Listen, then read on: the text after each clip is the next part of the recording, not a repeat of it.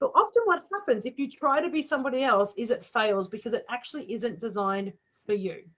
So even if your superpower looks exactly the same, feels exactly the same, and has the same outcomes as somebody next to you, don't follow what they do. Sit back and say, is that what I need to do for me? What's my point of difference? If it happens to be the same as the person next to you, that's great. But don't just simply blindly follow someone else's model because you think it's going to work for you, because often it won't.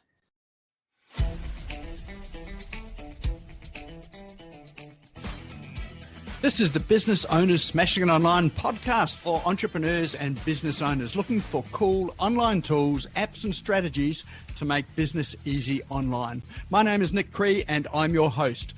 Each episode features a guest expert demystifying the online universe, sharing inspirational ideas and providing tested real-world strategies to help you get the most of what's available online to grow your business today. Don't be a slave to your business, get your business working for you. Subscribe now and get some great content and ideas for you and your business today.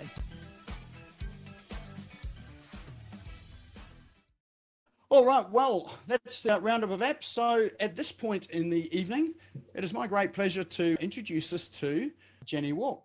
So Jenny's the elephant in the room. Well, her business is the elephant in the room. And so a bit about her. Yeah, she jumped out of the employee aeroplane, I guess, without a parachute about 4 years ago. And she's created a successful coaching business. And she provides coaching programs. She's got a signature program that she uses and a framework to help with clarity, structure, and process with the businesses. So tonight she's going to be sharing 3 lessons for building a 6-figure business. So I did hear at the beginning there that getting to the 6 figures is certainly something that some of us want. And in fact, I dare say that some of the strategies that work to get to 6 figures will also help you get to the 7-figure mark as well too. So it's my great pleasure to introduce you all to Jenny Walk and to hand over to you. Welcome, Jenny. Thank you so much. Can everyone hear me okay? Is the sound okay? Awesome. Thank you very much. Appreciate, Nick, the opportunity to come and have a chat to everyone today. Becoming a business owner was not my dream, but it became my reality, as you said, 4 years ago. And I'm really excited to share that story and to some of the lessons that I've learned along the way to grow my business, the ups, the downs, and all the things that we go through when we're starting a business. So I'm looking forward to that. I'm just going to share my screen and we're going to start off with, and if you have any questions, feel free to pop it in the chat, obviously, as Nick said, and I'm happy to stop and start. I do want this to be an interactive session, so feel free to reach out and ask any questions that you may need to. So starting a business for me was, as I said, not a dream, but it became a reality about 4 years ago. And I'm not sure if the people on the call wanting to be business owners, but starting a business can be daunting, especially when you never intended to be a business owner. And I know I've spoken to a number of the people on the call before, and from what it sounds like, there are a number of people who've started their business by accident. Now, that doesn't mean that you necessarily never wanted to be one, but it's come about in an accidental way. So it may have been, as Nick said earlier, redundancy. It may have been the GFC closed your business down and then you had to find something else to do. Or it may have been you just had all the stars align on a day and you had to take an opportunity and you went from being an employee to a business owner overnight going, what the heck do I do? So for the people who do own businesses, and most of us do on this call, what I'd love you to share in the chat, if you wouldn't mind, is what was the biggest challenge you faced when you first started your business? Happy to talk it, yell it out if you want to, but if you're not, pop it in the chat. Let me know, what's the biggest challenge that you faced when you first started your business? Who would like to share? Working on my own, Victoria, such a common conversation, that kind of feeling of isolation. Time management, yes. Promotion, getting the word out, getting people to know. Yeah, knowing what the heck I was doing, Nick, I feel you there. Finding clients, definitely. Getting people, yeah, so a lot of that's about promotion. I love that. What a great one, Ian. Family not understanding why you wanted to do it. Such a huge thing. So all of those things that came about, and the big ones, I'm going to talk about a couple of those, but before we start on the presentation I'm going to talk about, I'd love to talk a little bit about that one that you said, Ian, about family not understanding why.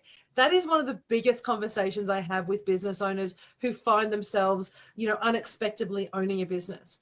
Particularly, I mean, I've got people who've been MLM business owners who started as a hobby and then left their job to create that and got a lot of pushback by their family about why they're doing that and the security and the lack of and the risk associated with it. But the reality is all businesses and everything we do has risk. The key difference that we find that when it's our business owner, we're holding the risk for our success versus relying on someone else to hold that risk for us. So I don't know, there's a lot of people, I think the same age. I grew up in Victoria in the days of the pyramid banking scandal where lots of people put all their money into a bank or at that point a bank or a building society because they were getting massive returns and they threw their money at this organization thinking that they knew what they were doing and that they would make them lots of money. And what happened very quickly is that people who weren't managing their money ended up losing it for everybody. So the one thing when I talk to people about how do I get my family to understand is I always say to them is owning a business or being an employee, the risks are the same. What's different is who owns the risk and who has control over the risk. And what's a wonderful opportunity about being a business owner is that we do have control with how we actually manage our business. We get to control the decisions that we make, how we spend our money, how much we get paid, and how much effort and time we want to put into it. Those are things that you cannot do when you're working for somebody else. In most cases, some jobs allow you that flexibility, but they generally come at some other cost. So I love that. And Victoria, great call about anxiety about getting enough money. That unfortunately is one of the perennial issues in business when you first start, unless you've got some really good systems in place. And I know Nick talks a lot about the systems, and I'll talk a little bit about how we can do that in a minute. So before I continue anymore, I'd like to share a little bit about who I am, because there are a number of people who don't know who I am. So I started my life many, many years ago as an Air Force officer. It was actually not the first job I did. My first was actually running a martial arts club, and then I joined the Air Force. And I did that because, you know, it was what you did. I got offered a job and I thought I should do the safe, secure path by becoming an Air Force officer. The interesting thing about that is 2 months earlier, my martial arts instructor had said to me, Jenny, do you want to run a martial arts club? I've got one ready. You've been teaching it. You've been running it for a while. We'd like to offer you the franchise. But at the time, I took the opportunity of the safe opportunity. I joined the Air Force rather than taking that risky path of running my own business. I was 22 at the time and I didn't really know what being an entrepreneur was. So I went on my path to become an Air Force officer. Over the last 25 years, I've done a range of roles from, you know, obviously military service through to running major events for government and being a sales director for a company selling a whole range of learning and development tools. So I've had a very diverse range of businesses and experiences. But 3.5 years ago, I found myself in a job that I absolutely loved. In fact, 4 years ago. And in fact, I thrived on it. I was kicking goals. I was hitting on my targets. I had great clients. And then I realized the company didn't love me as much as I loved the company. And when I realized that, everything changed. I realized that I couldn't live my life in this company that was slowly but surely kind of pulling away at my own self-esteem and who I wanted to be. And so I left. All the other circumstances surrounded that. And I found myself in Barcelona, as you do when you decide you don't want to be an employee anymore. You go to Barcelona. So I had a 4-week training program over there called Mind Valley University. It was the first one that they ran 4 years ago. And I met some incredible people who were all passionate about owning their business. But what I realized is all of them had started in this space of going, I'm really great at healing, or I'm really great as a coach, or I'm really great as an IT guy, or I'm really great as a photographer. And they were fabulous in their jobs.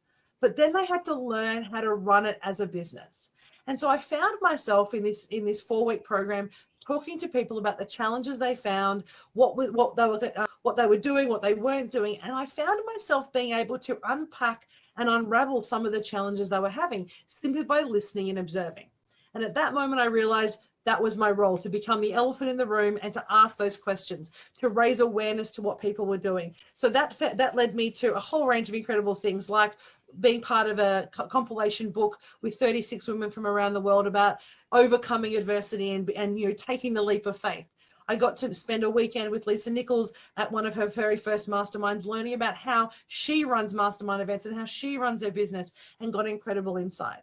So for the last 4 years, what I've been doing is essentially learning. I get every day to work with clients to learn how they run businesses and unpack people's challenges. And along the way, I've been very successful and got some incredible contracts to allow me to live the lifestyle and create an environment that suits me.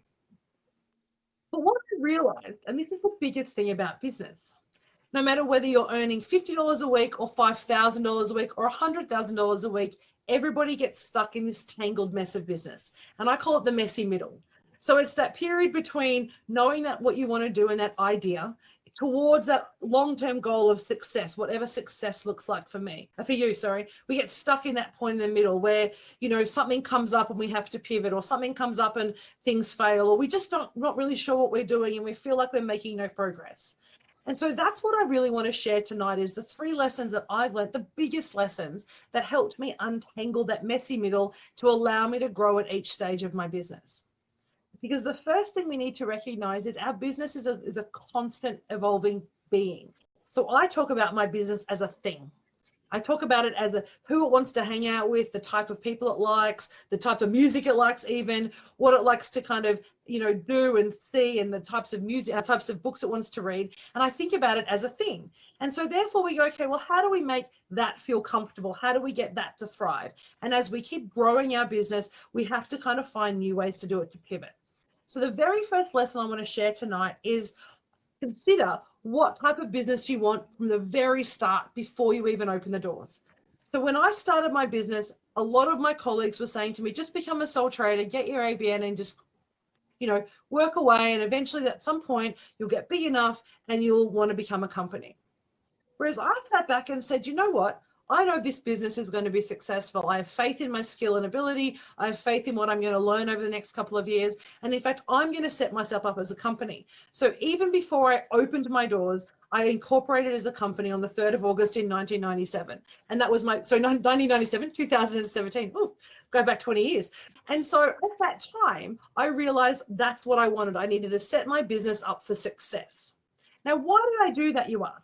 Well, I did that because I recognized that I needed to put in place the structures and the system and the mindset of what a company was going to become, not who I was now. And what this comes from is a very simple kind of idea. When you own a company or you run a company, there are 3 choices for you.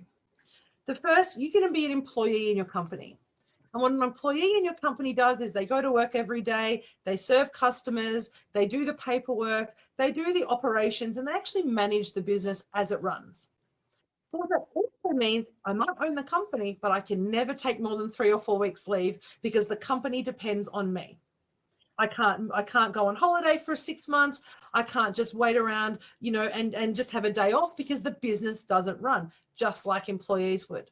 So a lot of people start their company with this employee mindset. I have to be on the tools. I need to be doing this. And we often all start that place. And then we move into the second piece, which is the operator. And the operator gets a little bit savvy when we start to realize, I don't want to be on the tools anymore. I don't actually want to be doing the minutiae of the detail anymore.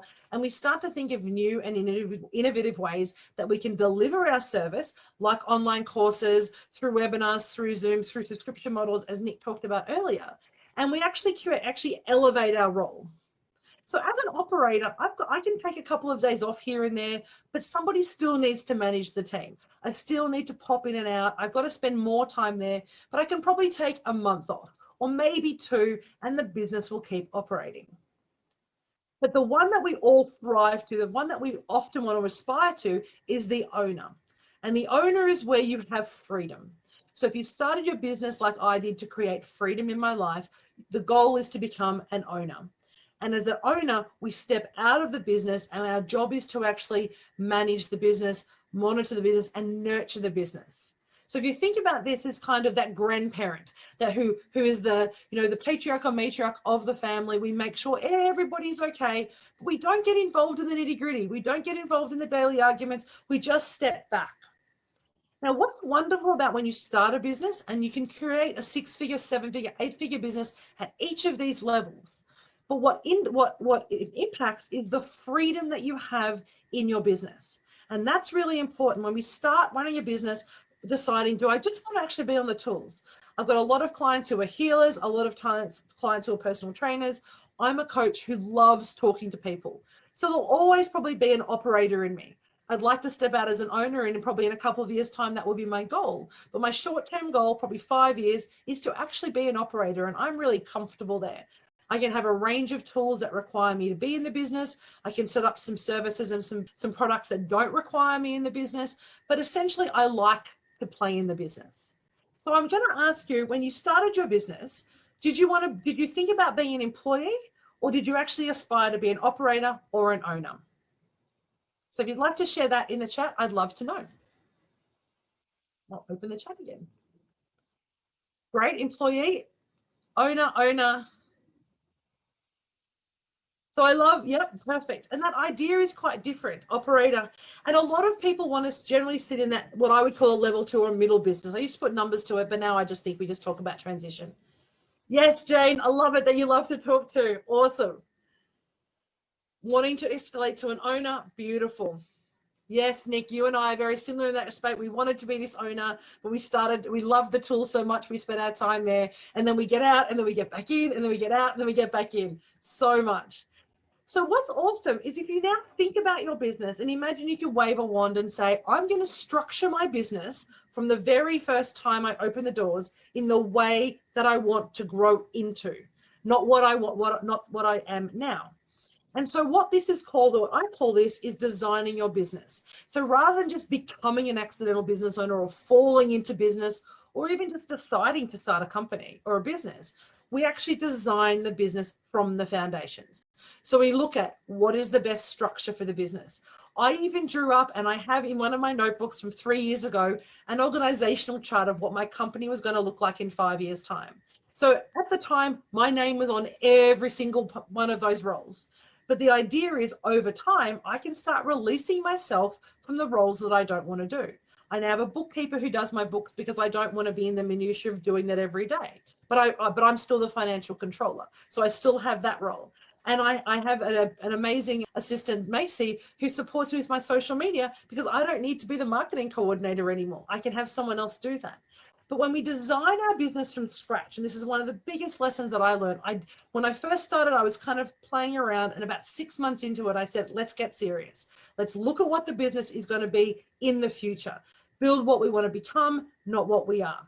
Does that make sense to everybody? And this is where technology is so important, because your structure and your systems, even things down like to Xero. I'll tell you a really funny story. Someone who now looks at business systems and models is for the very, yes, no, you don't always need funds, Victoria. So that's a really good point. And I'll raise that later, if I may, about needing funds to set up your business and your structure. Let's talk about that. I'll raise that at the end, if that's okay. Is that when we think about designing our business, something like Xero or MYOB, I started the company trying to do in my books kind of the old school way, and I didn't really adopt a bookkeeping system early on. But what I found is when I got a really big rush of clients early on because I had a good network and I connected. And so I was able to get a lot of clients in that first 6 to 9 months. And then I had to go back and do that reconciliation. So I learned, like, the worst way you should ever do it is I kind of waited and put it off and went, oh my God, don't do this. Had I thought about it from the start, I'd put in a system. It doesn't have to be Xero or MyOb, it could be an Excel spreadsheet. If you put in a system in place online, Airtable, there's some amazing tools. And I know Nick has talked previously about some great online finance tools and bookkeeping tools that you can support your business. Having those systems upfront and early means that you're setting yourself up when you don't have stress, when you're not under pressure, when you're not worrying about, do I have time to do it? It's done when you're ready. And what it does is it sets you up for success from the day you start. So what I call this is about saying, build your structure based on what you will be and not what you are now. Now, you don't have to go from today to be a multinational. We can do a staged approach. What do we want to look like in a year? What do we want to look like in 3 years? What do we want to look at 5 years? In fact, I was working with an amazing fashion brand who have a not-for-profit last week doing some pro bono work, and they're going through this scale-up phase. They're an entirely online business, structured for online. They run very lean, and they're looking to see how do we actually restructure our business to support our growth online, but still have space to grow into. So we built a structure and created a structure around what they're going to look like, and then looked at the roles that they have to fill now and what they can use online tools supporting and what they need for staff. So they suddenly got relief and clarity about their growth pattern and where they can scale to because they had the right foundations. So it's like building a house and not having a concrete block or not having the good foundations. If you don't do it right from the start, you're constantly having to patch it up and rebuild it. And it takes more time and more money in the future. Does that make sense to everyone? Awesome. Cool. So the next thing about that's designing your business, and this is where it's really critical, deciding up front, are you going to be an online business, an offline business, or a hybrid of that? So in the same way that when we just think about the scale of the business that we want, when we think about how we're going to deliver our services, so getting clarity around how do I share my offer with somebody? Am I sharing it face to face? Is Jane and I going to have conversations on Zoom and in person all the time because that's what we love? Or are we actually going to just scale it to be an online course? And I have an amazing client at the moment who's doing that. She just wants to, she has spent many, many years doing face-to-face consulting work, and now she wants to deliver her program online. Her goal is to create legacy and scale, and she knows she can't do that in person. So we're currently working out how she wants to structure a business to build her online program and all the systems that she needs to support that. And so that's where we talk about the architecture, and then I hand it over to a builder for someone to help her actually build the framework for that. So thinking about upfront, what structures do your business need? What platforms and resources does it require to deliver your service?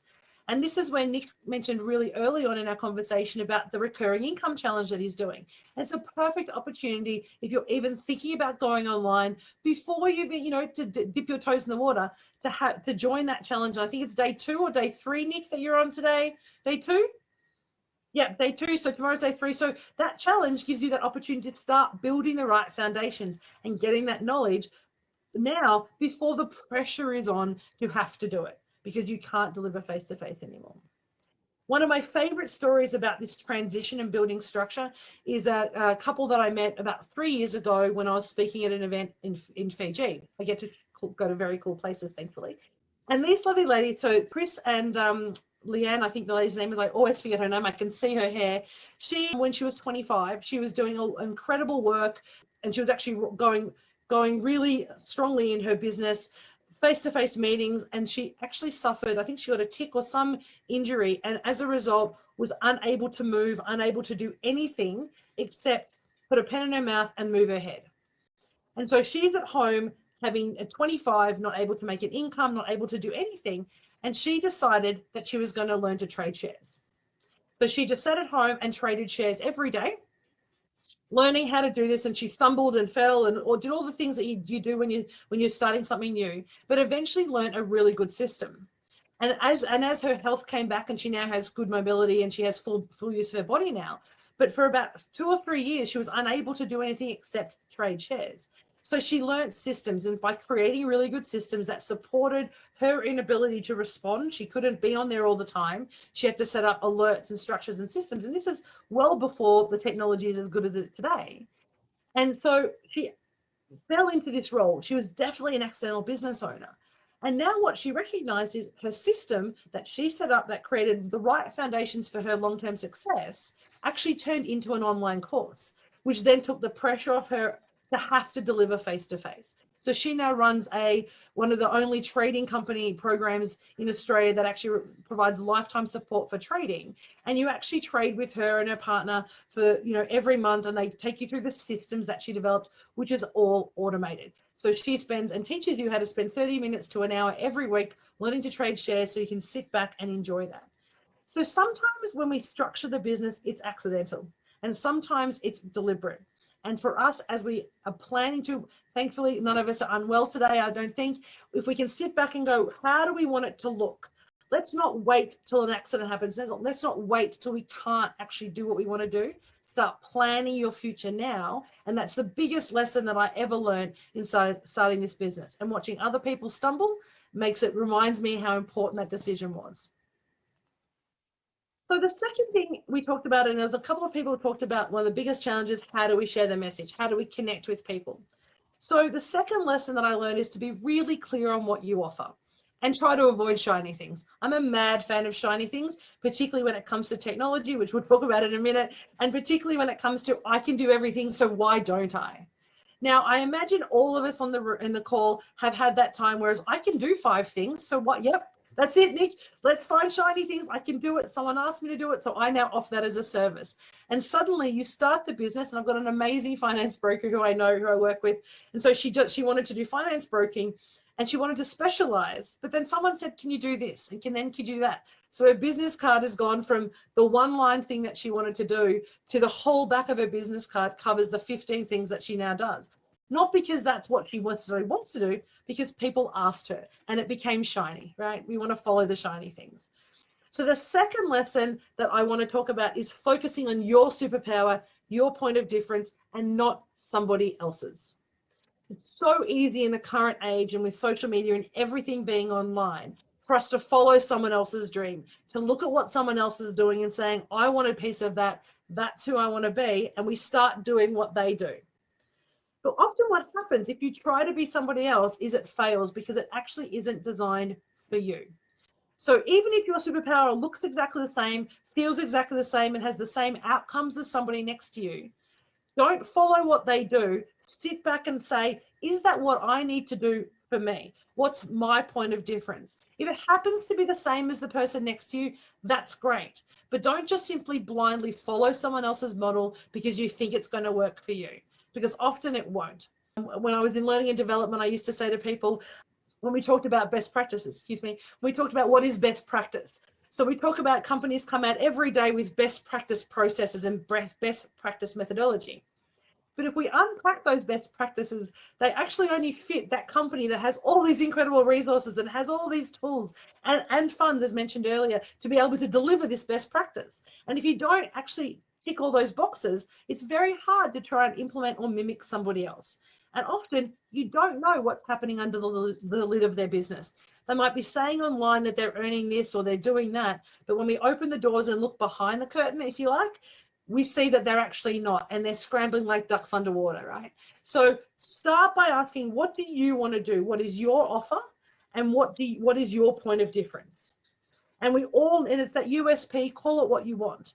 But when you find that point of difference, and for me lately, I've gone through that. Over the last 4 years, I've gone from consulting, I've done content management, I've done communications, I've done a whole range of things. And I've now moved to 3 very clear offers. I have a 3-day retreat and a 6-month coaching program. I have a content program and I have a business strategy program. There are 3 very clear offers that I can talk to my clients about, and I don't play in anyone else's lane. I create the lane for me. I create the box that I want to play in and say, come and visit me here, rather than always trying to find other boxes to play in. Does that make sense? So this is what I love, is spend time working out your offer. That's the other lesson as part of the second lesson. So let's call this 2A, is spend time working out your offer. So often we just go to market and say, I'm going to charge this, I'm going to do that. And we haven't thought about the time or the resources that we need to do. And this is why I love when I've listened to, and I often watch Nick's webinar on Facebook, because when we look at the tools and strategies that he offers, that he suggests and talks about, what he's telling you is saying there's lots of different ways to deliver your offer, to support your business, but you need to find the one that works for you. It's because there are lots of different shopping carts. There are lots of different web providers. There are lots of different ways that you can check your site. So it's about saying what works for you, what's going to fit your budget, your time, your effort, and is that going to allow me to grow into the business that I want to do? And I always start with technology online. In our business, we have a range of technology that we do. And every month, I actually sit down with my VA and we actually review it and say, have we used all the tools this month? Are they working for us? Is it actually supporting the delivery of my offer, or is it just a nice thing to have? And we did find at one point we had 3 different video editors and we thought maybe we should get rid of 2 because we really only use one maybe once a week. So we probably don't need those other 2. But again, that's shiny things. So is what you're going to do supported by technology, and does that actually support the delivery of your goods and services, and isn't just something that you take because somebody else said you should? So focus on your superpower, your delivery, and what's good for you, and build your structure and business around that would be my second lesson. The third lesson, I know we're powering through this, is, have I got to the third lesson? No. The third lesson is build systems to help you scale. And I could spend hours talking about this. In fact, when I run my coaching programs and my mastermind, this is exactly what we talk about. Building systems to support what you do. So the key to long-term sustainability, whether you want to be an owner, an employee, or an operator, is the ability for your business to grow without you. So even if you want to be on the tools, you still want your business to grow in spite of you. If you're an operator, you want to create a team, and a team might call technology team. So you might have a whole range of systems that allow you to keep doing what you're doing at something that suits you, but the business to grow. And definitely if you're at that owner level, you want to build sustainable and legacy, and whether that's in revenue, whether that's in impact, however you choose to define success, we need really good systems to do that. Now, systems come in a couple of different forms. The first one that people always think about is technology. So I always say to people, use technology wisely. Don't just jump on the bandwagon. At the moment, I'm still struggling at the moment with Clubhouse because, I'm told we need to get on Clubhouse. In fact, we're talking about it this Friday with a colleague of mine in our podcast. And I'm like, what is this Clubhouse? Is that just something else that I now need to do? So if you've got these great tools, ask how they fit. So this is just a snapshot, and I'd love to know how many other tools that I probably missed off here, Nick. CRMs, marketing, finance, web, social media scheduling, timesheets, time management, content creation. All these things can be found on an online form in an online system. Some of those can be found in one system. Some of them you might need 2 or 3, or you could have 15 different systems doing these things. It doesn't matter how many you have, as long as they're working for you. So make sure you take the time, whether it's quarterly, 6 monthly, or just every year, to do an audit of your technology and say what's working for me, what isn't working for me. And remember, they should be able to talk to each other. And if they can't, at the very least, they need to be friends. And what I mean by that is they need to be able to integrate or have some connection, because having multiple systems that don't work for you isn't going to work. And I know the work that Nick does when he's building websites, when he's creating systems for people, it's always about integration. It's always about how they speak to each other to improve what you're doing, not provide resistance. And also the expense involved in technology can be astronomical when you get into it, if you actually want a different piece of technology for everything. So we want to be really smart about how we do that. And the way we do that is we look at building strategies. So everything we do in business, everything we do in life, in fact, is about strategies. It's about organizing your time and keeping on track.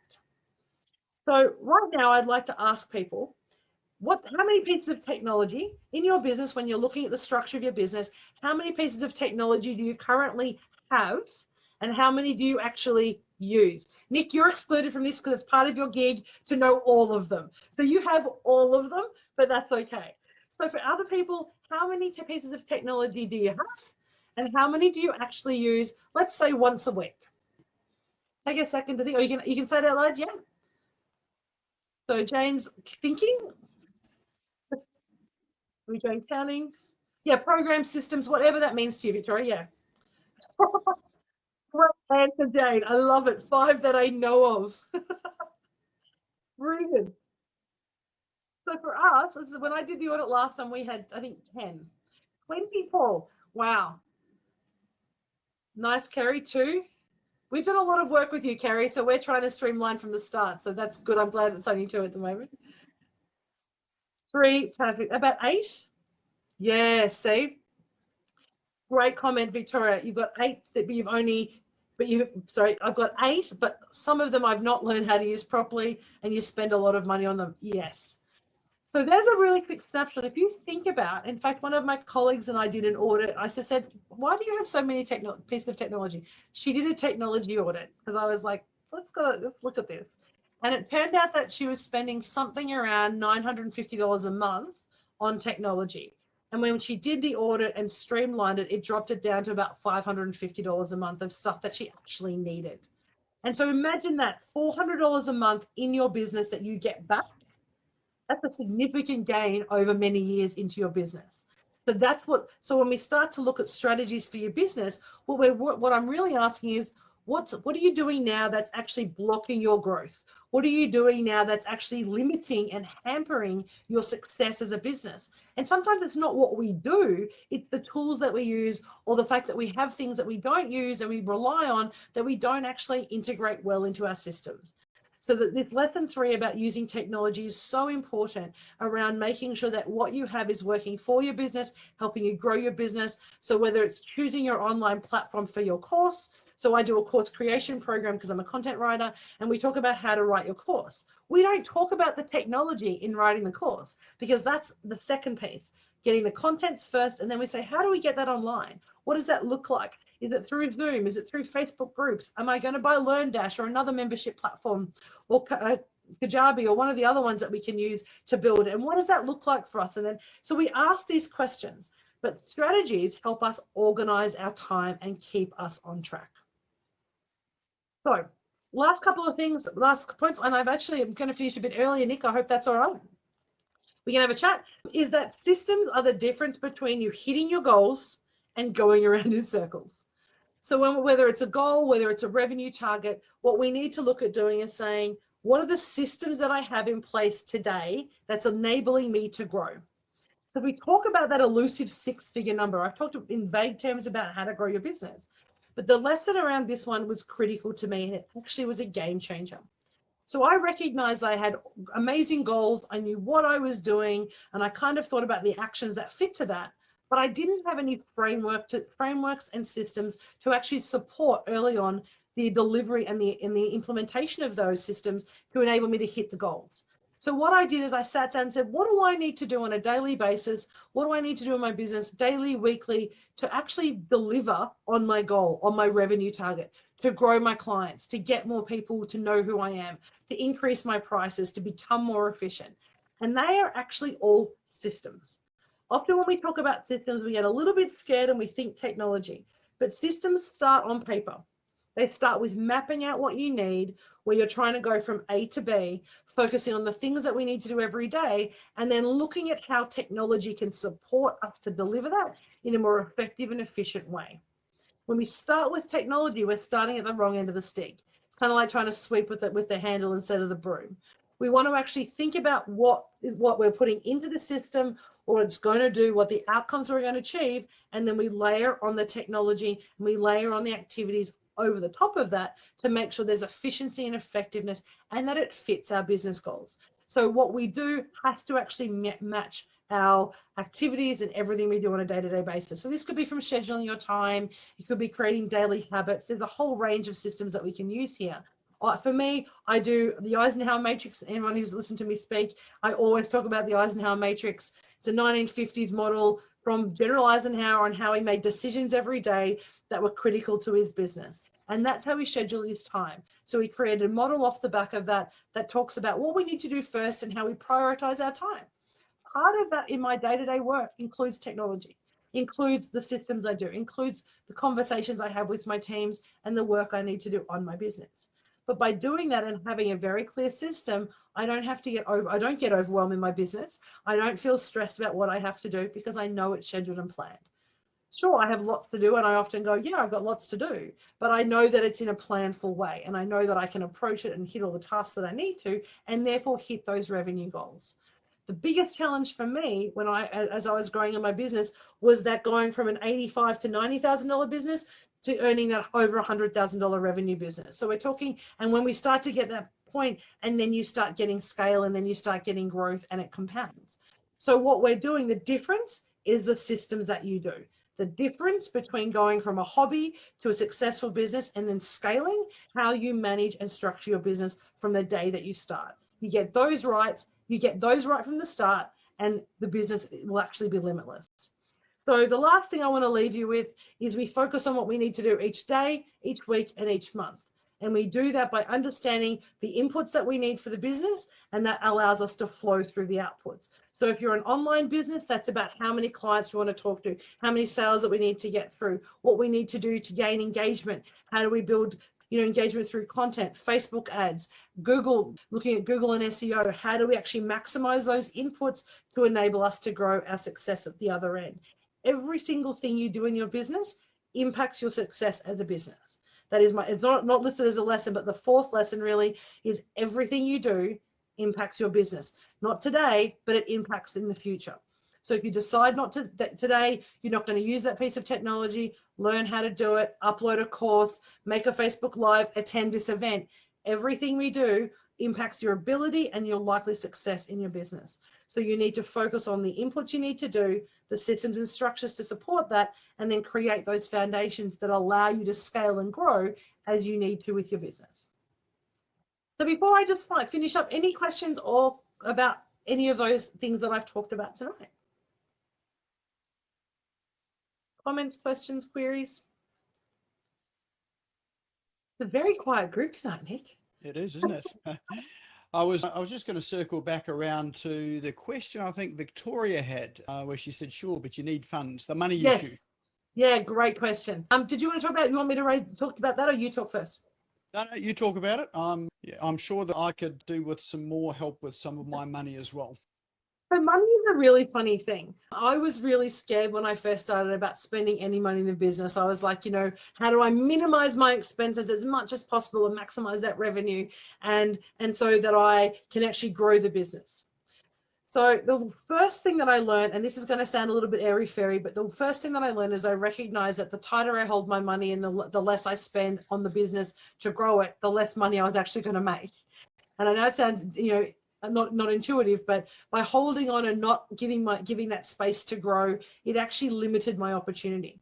And a really great example of that is when I first started the business, I literally started the business. I'd been unwell and had been out of work. I'd been not in an employed role for about 4 months. I'd gone to Barcelona on literally everything that I had, and I came back. This is quite legitimately with $43 in my bank account, waiting for my final payment to come from my company that I just left. And I was going, what the heck am I going to do? And I said to my partner, I'm going to find an accountant to set up my business structure. We're starting the company because that's what I need to do. And I have absolute faith in it. So I found an accountant who knew that I hadn't started the business, knew I didn't have any business. He said, that's fine. We'll do the work and we'll invoice you in 30 days. So I actually didn't have the funds in my account when I made that leap to actually create the company. Now, I know for some people that's uncomfortable for people and they don't want to do that. But when you build a relationship with accountants and lawyers and people who can support you, they want to support you succeed as well. So they gave me some really great advice. They helped me structure the company early on. And then as soon as I started, I felt like I had this confidence to actually succeed. So that's just that first bit. So don't let your fear of not having money stop you spending money on things. The second thing to that is you don't actually need a lot of money to set a company up or even to promote your business and use a lot of these tools. I know a lot of the tools that Nick shows are free. They always have a free base model, and then you can either upgrade to the other areas. So by always starting on the base model, looking to see if the features and benefits of that program work for you, and then look to embed and build it into your program. So there's nothing that says you can't run your business on free trials of programs. I've got a colleague who is a digital marketer, and I know that they only probably have 2 or 3 of the more detailed programs that they need to run their business that are paid. The rest of them are actually on the standard, the small business or the enterprise, the lower end enterprise that actually don't require cost. And when it comes to starting a company, you can actually go to ASIC yourself, and I think it's about $450. And as long as you have a traditional constitution, which you can download, you can actually start a company with a business bank account. So you don't actually need a lot of funds to start. What you do need is the courage and confidence to do it and to be able to say, you know what, have faith in the business that you have and your ability to do whatever it is you want to do. If you start there, and I know, I'm not a woo-woo person. Nick knows me. This is not my normal space to be in, but I know from experience that when I actually focused on what I was doing well and just started talking to people about what I did really well, people were attracted to me and I got clients. And then the next client came because that client was there. And then the next client came because they knew the first client. And that will start happening. Now, the same thing happens in an online world. It's just called social proof. It's not called referral. So that would be my kind of tip. Don't be fearful. Be mindful of your money and make sure that it fits within what you can do. But you can always run a business on a shoestring. Thousands of people have done it and grown into $1 million businesses. Yeah, 100%. And can I just add something to that as Please. well? One of the things I do see, and being in the tech world and having access to all of these tools and bits and pieces, it's really tempting to want to use the best tools to launch your program, to to create your products and that sort of thing, but you actually don't need that. They are sort of generally nice to have. You can launch a program and you can make sales on something as simple as a telephone and messenger. Yep. So you don't need a fancy sales page. You don't need that Thrive cart, shopping cart. You don't need any of those tools. You really just need you and your wherewithal and the ability to, to talk and communicate with people. So that's the first thing that I found. Yeah. And a lot of these tools that I share are great to have when you start to really get some scale and really start to move ahead in your business. Yeah. There's really there's two questions I generally ask myself, when spending money. The first thing is, if I spend this money, will it make me money? So I'm looking at, what sort of return can I get? So if I'm going to invest in this tool, let's say Thrive Card, for instance, if I'm going to invest in that, how much money am I going to make with that? Is that going to help me to make more money than not having it? Yeah. And then the second question I ask is, how much time can I save? So is this something that can save me time so that I can then, dedicate that time into, say, other income generating programs or doing something for the business that's really going to grow the business? Yeah. Really great. And a really simple example of that is a lot of people start selling their product online using PayPal. And when you start that subscription model, PayPal's great, but subscription is a bit tricky. I moved to Stripe, and the second I moved to Stripe, because I have a recurring coaching program that I do, which I was going to have a quick chat about. And that coaching program is a monthly payment. And so now through the integration between WooCommerce and Stripe, it just comes into my account every month and I don't have to think about it. So by paying this fee and a slightly higher than Stripe, which I think it might be the same now as PayPal, but setting up the system and going, that's going to work for me, because yes, it may cost me a little bit up the front with the programs I need to do it, but actually at the back end, I'm saving probably an hour a month without having to manage those invoices and those processes anymore, or paying someone else to do it. Some really great questions there about setting up companies. I'm not an accountant or a lawyer, so I can't give you any advice about what's better or worse. My choice to start a company was in relation to two things. One, it's protection for the family, so it's arm's length from myself, so it's actually a separate entity as a company. It's where I want to grow into, so when I have staff and teams as I grow into it, it's a better structure than a sole trader for me. But secondly, I get to pay company tax and not personal tax. So depending on how you structure your business, it actually allows you to still pay the required amount of tax, but it minimizes, in most cases, your tax liability. And that's the reason I chose. But if you want to ask for information around which is better for you, the ASIC website has some really great information, as does the tax office. And there's people who will actually talk you through the benefits and pros and cons of whether company or sole trader, trust, partnership, all those other things. And they'll actually help you have that conversation. If you actually call the tax office, strangely enough, there are people there who will actually talk to you. Really worth doing. If I may, I just want to finish off with two things. I've talked a little bit about it. Two coaching programs that I run. These are my monthly coaching programs. They're bi-monthly coaching. So we do a coaching every fortnight, and then we do a one-on-one. So we combine Zoom coaching with a one-on-one call as well. And we talk through all those things about messaging. We talk about how to plan your content and really how to get traction with your online content, but also things like proposals and how to structure documents and other activities like flyers and marketing materials. So we talk about the whole elements of content for your business. And on the flip side of that, we look at the messy middle. So I talked about the messy middle early on. We all sit in that space. So we basically work every fortnight through practical and actionable strategies that helps you move your business forward. There could be systems, there could be structures. Sometimes it's just a mindset conversation, but most of the time we're focusing on really simple actions and processes that you can employ and implement into your business to help you grow and scale. If you're interested in any of those things or want to have a chat to me about anything I've talked about tonight, I'd love you to book a chat with me. I love talking clearly. So jump on a call. That could be just to ask questions about what I've talked about or to learn more about my coaching programs, whatever you would like. So feel free to do that. And I'm done. I'm going to stop sharing, Nick. Awesome. I've just got a quick question. Yes, please. At some point, is that okay? Just around the plan your day, plan your week, plan your month. Yeah. I use a tool called AnyDo to do that. I've found I'm one of these guys who continues to do whatever I'm doing despite what I've got planned. And so I've got like 90 things on there to do, and it never seems to go down. So is there like a tool? Do you stick to your plan, your daily plan, hour by hour, or do you do you manage it, or how do you do it? Really great question. Thank you for asking, David.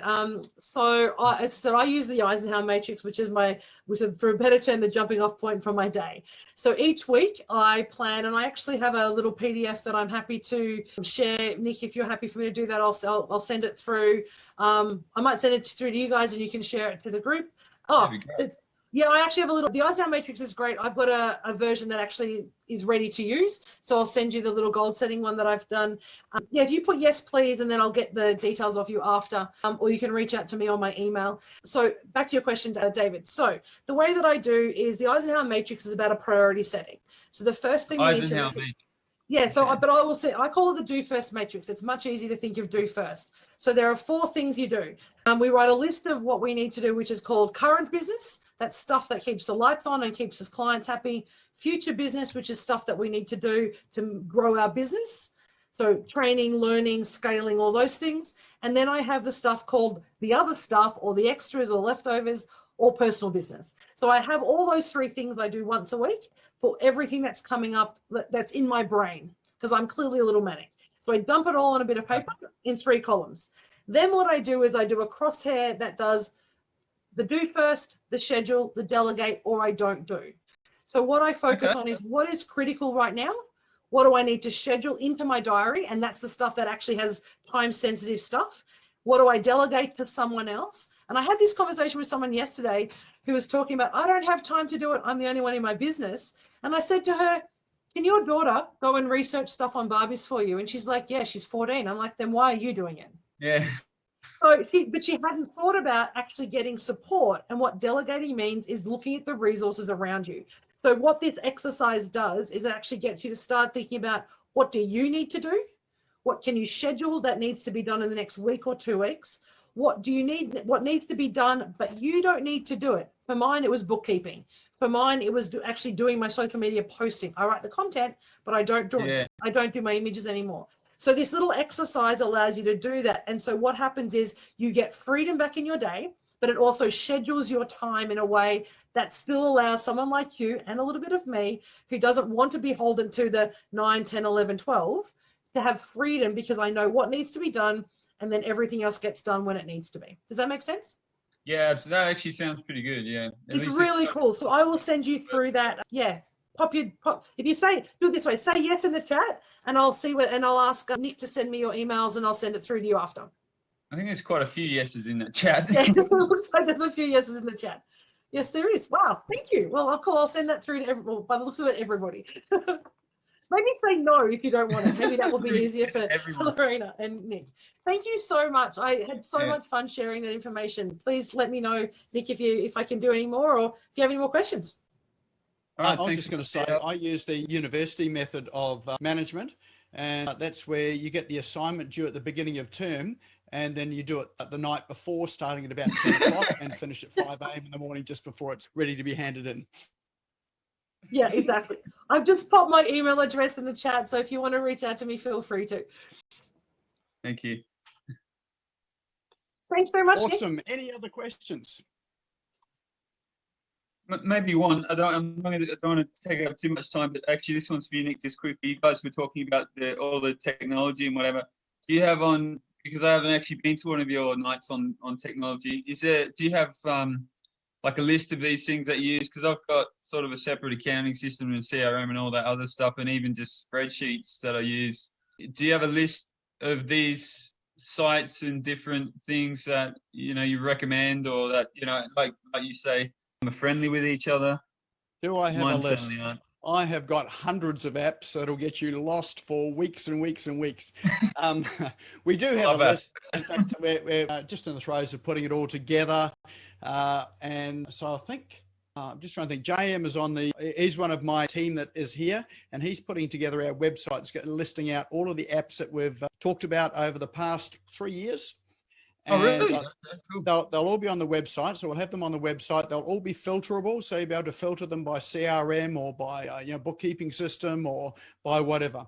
So I think we're only sort of, I was going to say days away from launching, but I'll probably be sort of hauled over the coals if I say it's just days away. So let's say in the next couple of weeks, we'll have that ready, and then we'll be able to shoot out a link so everyone can have a look at it. And then you've got all these apps at your fingertips. That's great. So sit tight on that one for now then. That's it. And if you've got anything specific, feel free to go to Business Owners Smashing Online, the Facebook group. Feel free to drop in a question in there asking for a recommendation, and I or one of my team or someone will come back and answer you. Thanks, Nick.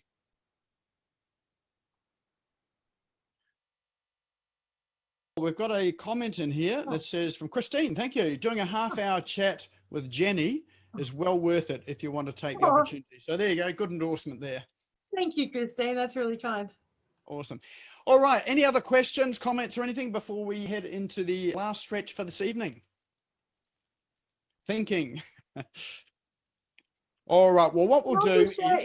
If I go back, if anybody does want to organize a chat with me, if you send me an email to that email address to say, hey, I want to chat, I'll send you a booking link and we can organize a 30-minute. I call it Let's Get to Know Each Other, so we can just chat about stuff.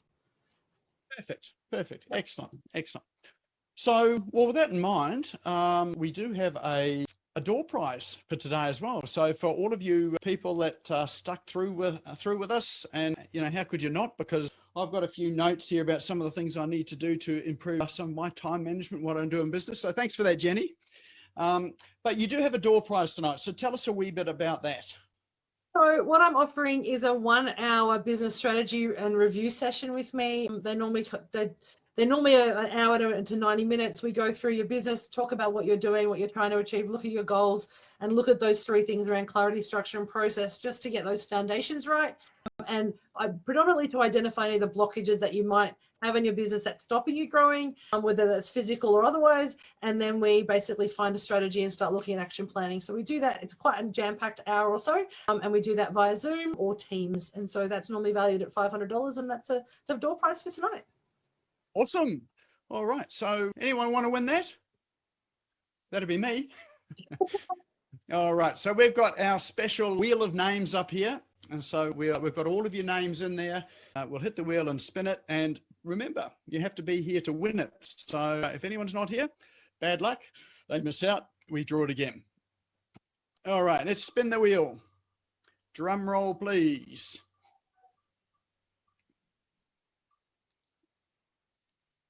And we have a winner being Dougie Missipeka. Are you here, Dougie? Hello, Dougie. You here? I can see a wave. He is there indeed. Excellent. Yeah, Nick. Awesome. All right. Well, congratulations there, Dougie. This will be awesome for your business as well, too, because I know where you're sort of trying to, or some of the things you're trying to do. So Jenny will be able to give heaps of clarity. So that's awesome. Hopefully. Thank you, Jenny. Pleasure. All right, so it might be worth, Dougie, if you just drop your email and phone number, whatever, into chat to Jenny, and you guys, you can hook up together. All right, so thanks once again, Jenny. That was awesome having you on tonight. So that was excellent. So a couple of things here. We've got office hours tomorrow as well. So office hours is at 10 o'clock Australian Eastern Standard Time, which is what's that, 11 o'clock in the southern eastern states. What's that? 9, 10, 11, 12, 1. I've got to count on my fingers. 1 o'clock in New Zealand. And it's some other time in Australia as well. But if you jump onto the Zoom link into it, which are in chat at the moment, you can certainly book in for that. Now, office hours, for those that haven't been before, it's no agenda. There's no speaker or anything like that. It's an opportunity for people in business like us to have a chat about some of the, challenges online. Maybe you want a recommendation.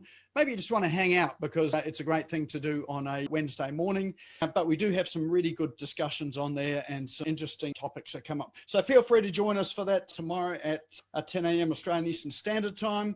Also, we have the recurring revenue challenge, which we are into day 2 of that as well too. So it's not too late to join if you're interested in thinking about how you can implement recurring revenue in your business. Then we've got 13 strategies. We probably won't get through them all over the week. So this is held at 11:30 to 12:30 Australian Eastern Standard Time from Monday through to Friday. So we finish at Friday this week. So it's every day through to Friday. Nick, yes. Just sorry, in regards to that, I wasn't able to make today's.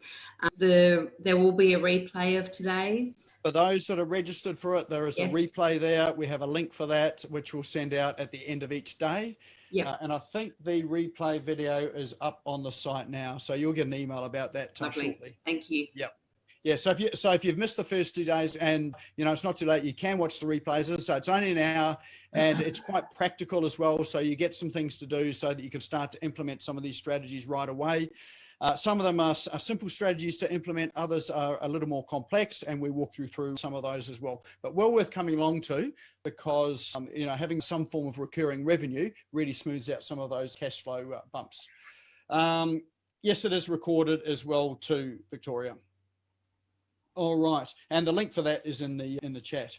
The other thing too is the replay of tonight. We will have that up on the Smash Go YouTube channel. It should be up there tomorrow.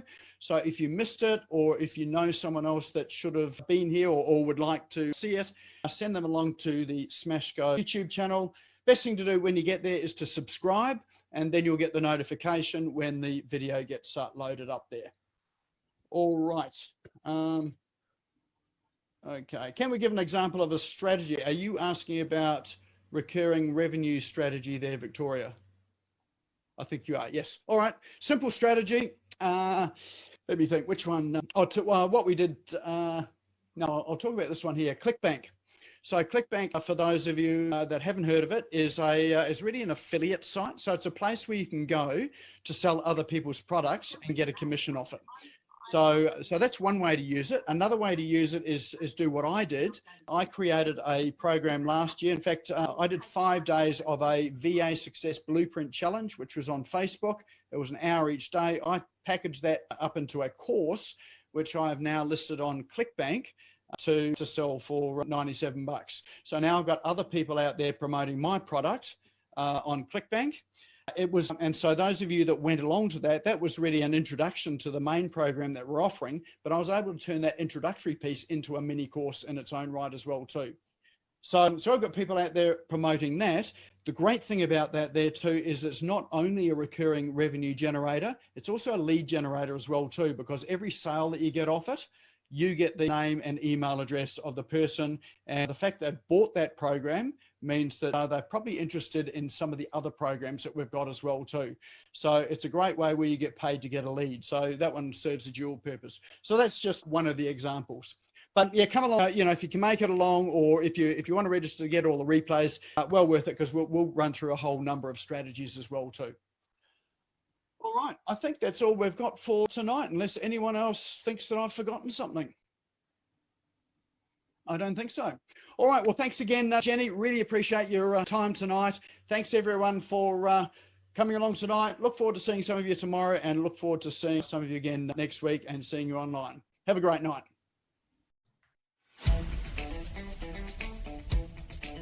Thank you for tuning in and listening to the Business Owners Smashing It Online podcast. You can also find me on social media and online. Just search for Business Owners Smashing It Online and Nick Cree, spelled Nikree, all one word. If you like this and want to hear more, subscribe now. Until next time, don't be a slave to your business. Get your business working for you.